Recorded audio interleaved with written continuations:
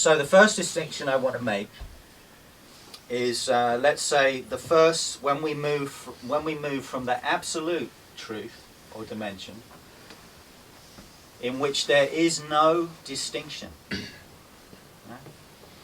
So when we simply rest in and as the absolute, there is no inner, there is no outer, there is no subject, there is no object. Right? There just is. That's it. Period. Can't say anything else. This is why a lot of the great enlightened sages, they would speak very little, or some of them not at all. Or Ramana Maharshi, for example. Just want to hold up Ramana. So he was one of... You're familiar with Ramana Maharshi? Just look into those eyes, man, you'll disappear. So this is one of the most profoundly enlightened sages of recent times in India. And he said that his highest teaching was in silence. And for those who were ready, who were receptive, who were ripe, they would just have to go and sit with him. You see, in his presence. And then of course, you know, he actually meditated and sat in silence for years. And then after a while, you know, people were coming and sticking around and not going away, and he actually started to develop a teaching and to make distinctions. But I'm just sharing this with you because it helps you understand why, you see, the absolute reality itself can't really be spoken. Do you see? The most we can say is.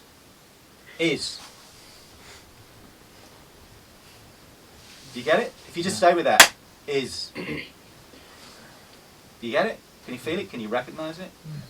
That's all there is. Everything is that. That's what the enlightened vision is. It's accessible at any moment. Don't forget. It's right here. Is. But in that is, there is no other, there's no distinction. There's no masculine, there's no feminine. Everything is that. Masculine, feminine, and everything else. Tree and stone and wall and blue shirt. Is that. You with me? Do you get it? Yeah. So when we move down, when we move into manifestation, then distinctions start to appear. And what starts to appear first is, at least in terms of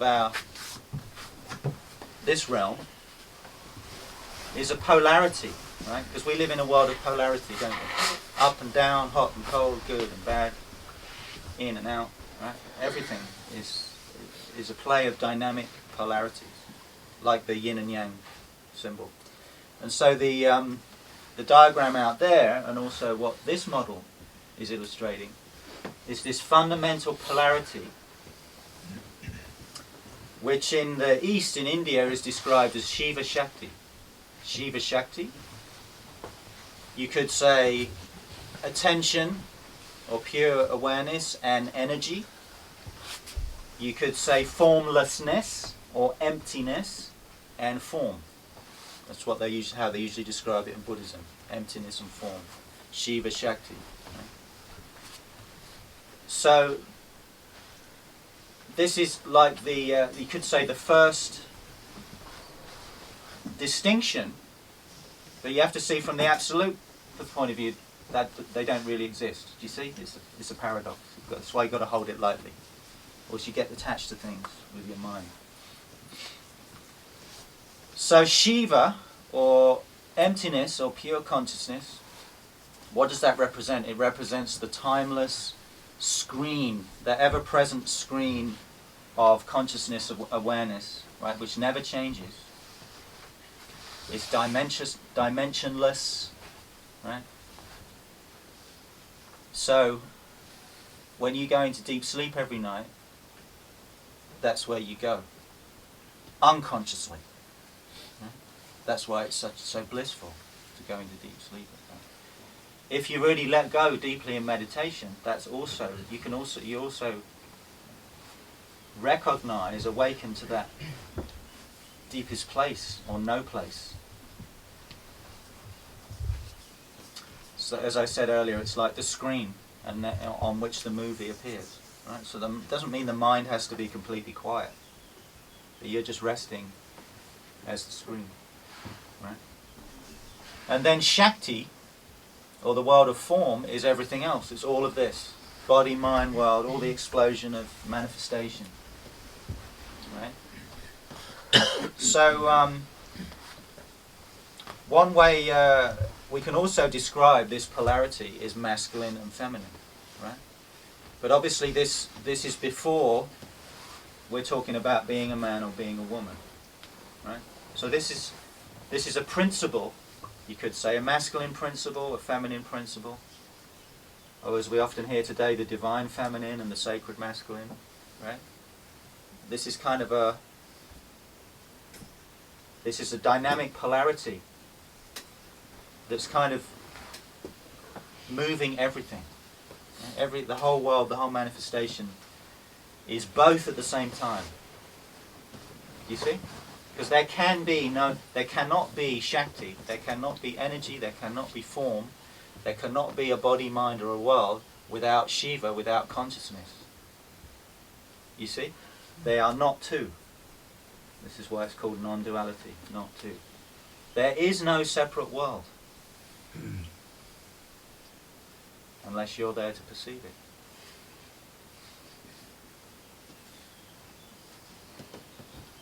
I just saw Lawrence go. Yeah.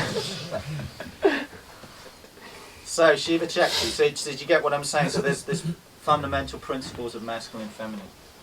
Now then, of course, when we start speaking about human embodiment, we're either gendered in a male body or a female body.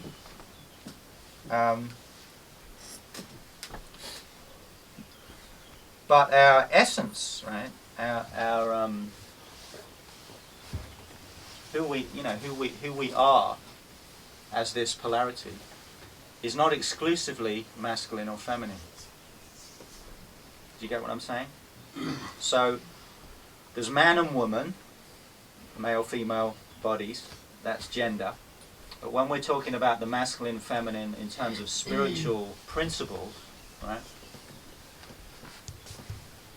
That's that those principles are shared by both men and women. You with me? Yeah. So I was just thinking about Alex, you see. So Alex has always known that he's a man in terms of his essence, primarily. But he was born for some unknown reason in a female body, right? This does happen to some people. So it just goes to show that our gender does not define our polarity. You with me? Yeah. So, to make a big generalization, and it is a big generalization, most men are more masculine in terms of their essence than they are feminine. So they have most men are a dominant masculine essence, and based on different studies, they reckon it's about 80%. So about 80% of men identify more as masculine in their essence. And the same with women. Most women generally identify 80% of them with the feminine essence.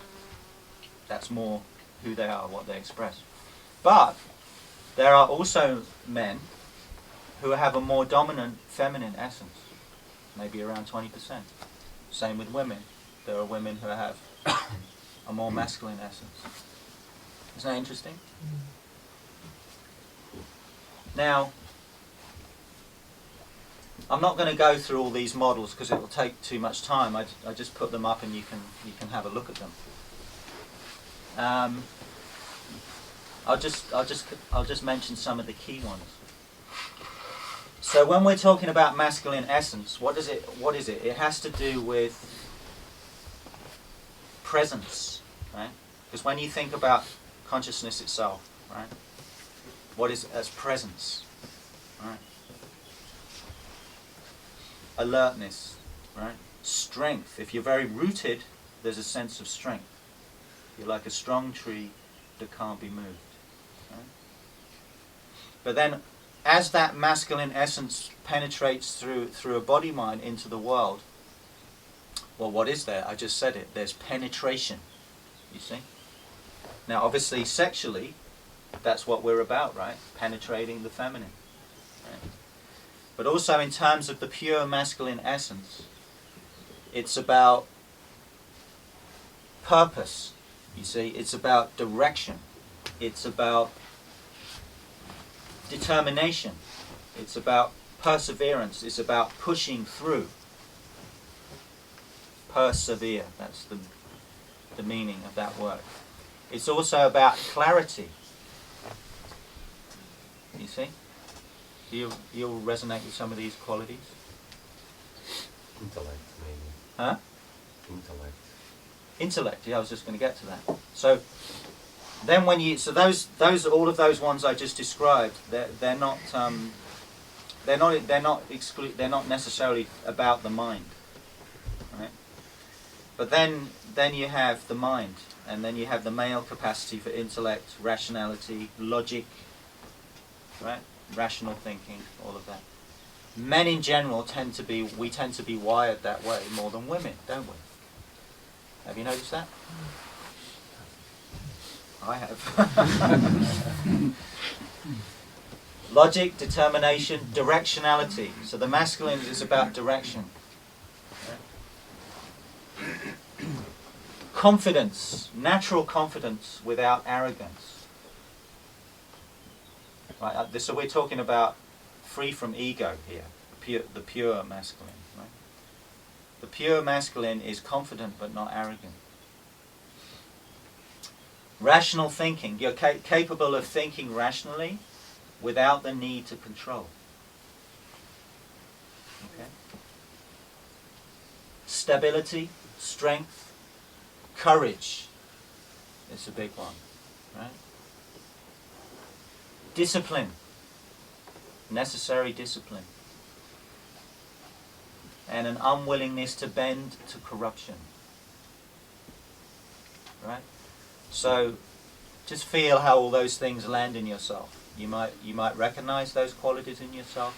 You might also feel, I need more of that, or that's in me, but I don't fully embody it. Right? But get in touch with the fact that is that your essence? Is that your true essence? Okay. Then we could say the masculine is there's truth and love. Truth and love. So you can't really separate those two. Because if you would say, well, what is the meaning of life, or what is spiritual life all about? You could say truth and love. It's about discovering the truth, right? Living the truth. But it's also about love. In terms of the human expression, it's about love, right? But we can also make a distinction there that truth is more the masculine pole and love is more the feminine pole. Because the feminine pole is more about feeling and relationship. You see? The masculine pole is more about standing free in the midst of all of this chaos of relationship. So the feminine is about love. This is the essence of the feminine, love. The feminine demands unity in relationship. The feminine is about communion, interrelatedness. The feminine is about empathy, understanding in the sense of empathy. So the feminine knows how to listen, to be there, to be available for another, to care and empathize with another. Right? As men, that's often a challenge for us. Can anyone relate to that? Yeah. Okay. Something a lot of us have to learn. Compassion. The feminine tends to be more in touch with its intuition, The masculine tends to more filter everything through the mind. The feminine's very comfortable with change and flow. Creativity, creation, art. The feminine is that in us which can forgive another. The feminine is the essence that knows how to heal.